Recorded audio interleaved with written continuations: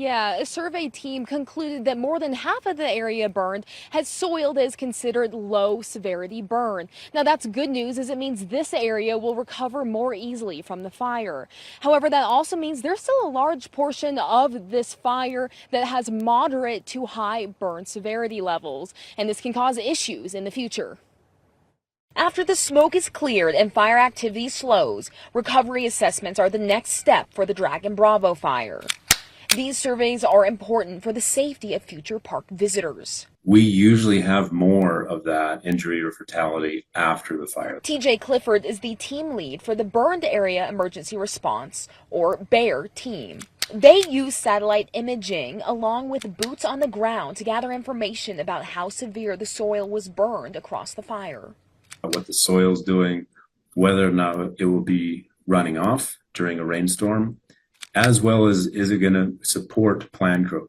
They found 26%, over 38,000 acres, had moderate burn severity. 2%, or over 3,400 acres, had high soil burn. Almost all the vegetation is burned, and it really has impacts into the soil structure. National Weather Service meteorologist Megan Taylor says these high burn areas are dangerous because of the debris, and the heat from the fire now prevents the soil from absorbing water. This could create flooding on popular trails and down in the canyon. A debris flow is all of that rain that mixes in with rock, mud, vegetation, soils, all of that essentially creates a landslide that travels downhill. But Clifford says 65%, or over 97,000 acres, had a low burn severity. That means recovery is next spring.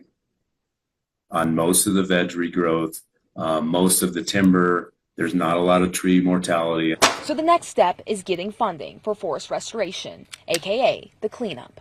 We're saying, hey, this is the best system of treatments to put on the ground after the Dragon Bravo fire to mitigate as many or of the threats to the values identified.